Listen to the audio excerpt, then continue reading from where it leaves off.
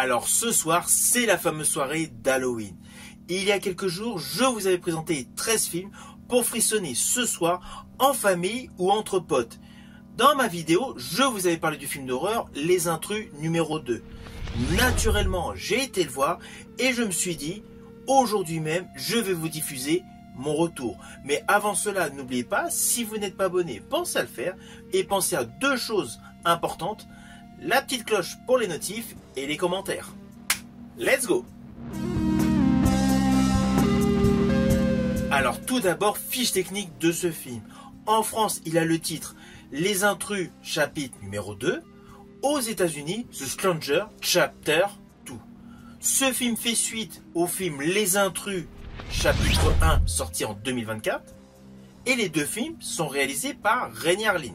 Ce second film est toujours produit par Lionsgate. Il a une durée approximative de 98 minutes et c'est un film d'horreur américain avec l'histoire suivante.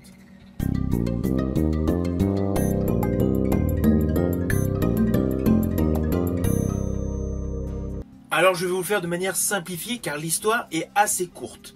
Dans ce film, nous retrouvons la survivante du premier massacre. En scène d'ouverture, il y a une séquence horrifique, puis quelques ajustements d'explications concernant des employés du diner. Puis là, nous retrouvons la survivante du premier film en phase de soins, puis dans une mauvaise posture. Vous l'avez vu dans la bande-annonce, elle est poursuivie par les fameux tueurs. Alors ne vous inquiétez pas, je n'irai pas plus loin.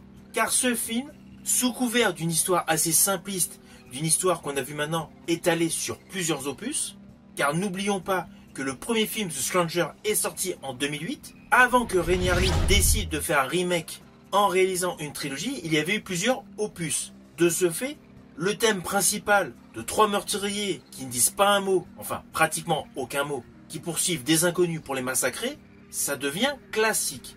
Mais là, l'avantage dans ce deuxième opus, réalisé par Rainy Harlin, c'est qu'il y a des éléments nouveaux, notamment l'origin story de certains tueurs. Nous les découvrons à l'âge enfant, à l'école. Alors, je ne préciserai pas ce qui se passe, mais implicitement, cela apporte des détails supplémentaires pour comprendre tout simplement leur psychologie. Sinon, c'est clair, en dehors de cette origin story qui est présentée par le biais de quelques flashbacks, on retrouve les codes du genre, l'isolement, l'attention permanente, courir seul dans les bois, une atmosphère totalement oppressante qui monte crescendo. Alors d'un certain côté, on pourrait estimer que ce film est moins gore que le précédent. Là, dans ce film, Rainy Harlin a voulu davantage axer un côté suspense, un côté thriller. De ce fait, le côté horrifique, le côté épouvante est largement diminué, sans naturellement anéantir la substantifique moelle de ce film. Car il ne faut pas oublier que Rainy Harlin, outre le fait de tous les action movies qu'il a réalisés, il s'est souvent illustré brillamment au registre horrifique.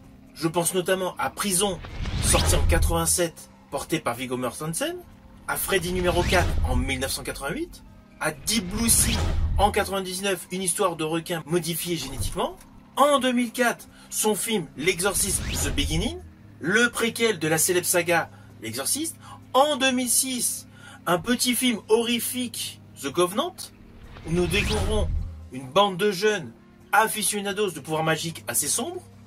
En 2023, un bon film d'horreur que je vous conseille de découvrir, Le Refuge, où là, l'horreur, la guerre, le suspense s'entremêlent. Et naturellement, en 2024, le premier opus de sa trilogie, Les Intrus. De ce fait, Rainy Harlin est un spécialiste du film horrifique. Il sait monter la tension, accroître le suspense, l'angoisse, la frayeur. En plus, le film est doté de nombreux plans séquences nocturnes qui accentuent l'effet de peur. Et perso, j'ai trouvé innovant la scène avec le sanglier. Alors, je ne vous détaillerai pas, mais selon moi, ce détail est un véritable atout dans ce film. Cela donne une autre dimension à ce film d'horreur.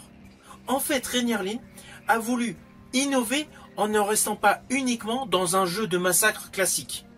Outre le fait de certaines scènes spectaculaires, Rainy Harlin a voulu essentiellement donner une approche psychologique et immersive au cœur de cette saga horrifique.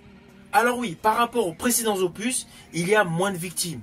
Là, on suit essentiellement l'héroïne du premier film qui essaye par tous les moyens de s'en sortir. Il y a d'autres victimes, mais beaucoup moins que dans les autres films. Mais selon moi, ce n'est pas gênant.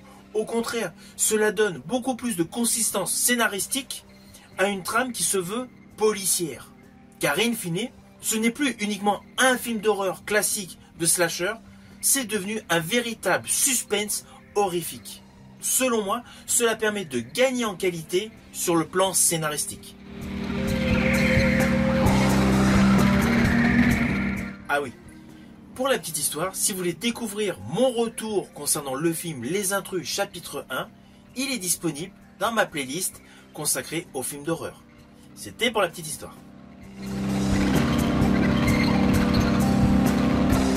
Alors au final, naturellement, c'est un film que je vous invite à découvrir. Ne le voyez pas comme un film d'épouvante gore, mais davantage comme un thriller horrifique. Ce film a gagné en qualité, la réalisation est totalement maîtrisée, ce film est un excellent divertissement.